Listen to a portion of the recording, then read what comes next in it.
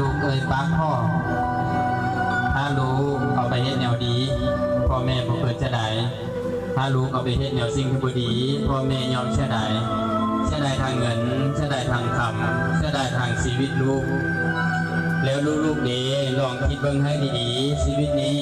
เคยเป็นอย่างใดเคยให้อย่างใดเคยเฮ็ดอย่างดีๆเพื่อพ่อเพื่อแม่แดเคยเฮ็ดอย่างให้พ่อแม่มีความสุขใจส้มกับที่เฮากับพ่อแม่ฮักเฮาเหมือนดังเกี่ยวตาดวงใจแล้วบ่ตอนที่เฮายังเป็นเด็กน้อยแม่สอนลูกๆให้ยางเอาใจใส่ทุกอย่างป้อนเขาป้อนน้ำเมียนที่เมียนเยียวแม่ได้ยุงตัวหนึ่งก็บอกให้กัดความที่แม่ฮักลูกก่อนจะกินเขาแม่ก็ต้องย้ำให้เพราะแม่เห็นว่ายานจะเป็นอันตรายต่อชีวิตน้อยและปากน้อยของลูกแม่เห็นถึงป่านนี้แต่บ่เคยจมว่าเมื่อย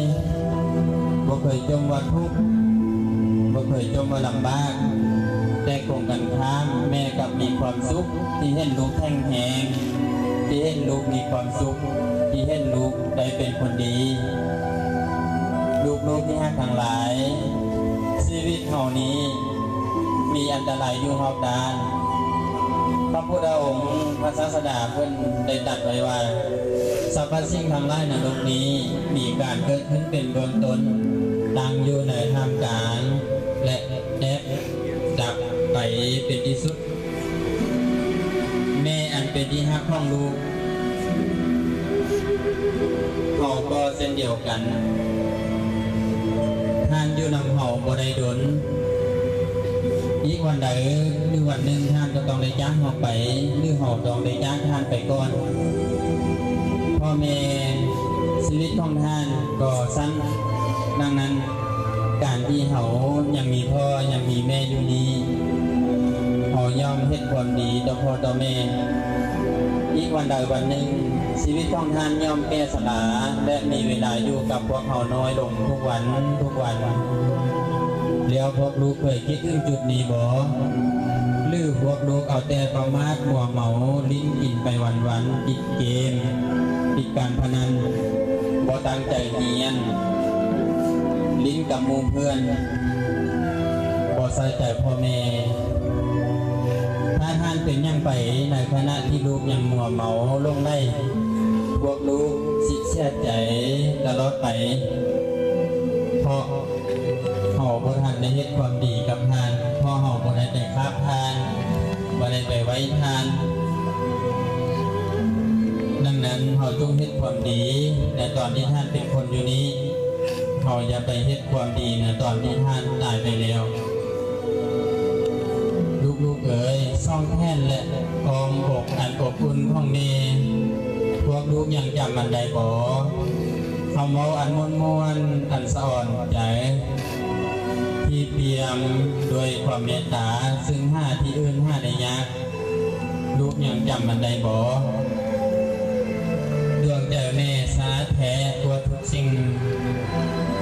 ดวงใจแม่สาแท้กว่าสิ่งใดดวงใจแม่มีไว้เพื่อลูกทุกคนพ่อลูกทั้งหลายจงได้ระลึกถึงพฤติกรรมของตนเองในระยะผ่านมาว่าเฮาเป็นคนดีของพ่อแม่แล้วบ่หรือเฮาเป็นคนชั่วสำหรับพ่อแม่แล้วบ่ลูกบางคนเฮ็ดดีกับหมู่เพื่อนได้เฮ็ดความดีกับพ่อแม่บ่ได้เว้ามวนว่านกับหมู่เพื่อนแต่เว้ากับพ่อแม่บ่เคยเว้ามวนบ่ว่านเว้ากระทั่งกระแทกถ้าอาจารย์เชื่อในว่าคงจะมีหลายคนที่เซอคำเว้าปล่อยด่าพ่อด่าแม่บังคับพ่อบังคับแม่เฮ็ดให้พ่อแม่เสียอกเสียใจเสียน้ำตาลูกลองคิดเบิ่งให้ดีแม่ให้ทุกอย่างแก่เฮาถือว่าเป็นผู้ที่มีพระคุณอันสูงสุดแม่เป็นพระในบ้านพ่อเป็นพระในบ้านนักปราชญ์ท่านกล่าวว่าทรัพย์พระหมื่นแสนองค์อย่างบ บ่ประเสริฐถ้าอย่างบ่ทันใดครับแม่ครับพ่อเพียงแต่ครั้งเดียวแล้วลูกๆเด็กเคยครับพ่อเคยครับแม่เคยเว้ายังดีๆกับพ่อแม่แล้วบ่หรือเฮาจะไปเว้าตอนที่ท่านจากไปแล้วไปเคาะหลงเกินให้เฮานี่เว้าในความดีว่าลูกฮักแม่เด้อว่าลูกฮักพ่อเด้อตอนที่ท่านนอนนิ่งอยู่ในโลกแล้วบ่มันบ่โพสต์ไปได้บ่ที่ลูกๆเอาแต่หลงกับหมู่เพื่อนให้ความสำคัญกับหมู่เพื่อนซื้อของขวัญให้หมู่เพื่อนหลายกว่าซื้อของขวัญให้พ่อให้แม่ลูกๆสามารถเฮ็ดความดีกับทุกคนได้แต่เป็นหยังพวกลูกจึงเฮ็ดความดีกับพ่อกับแม่บ่ได้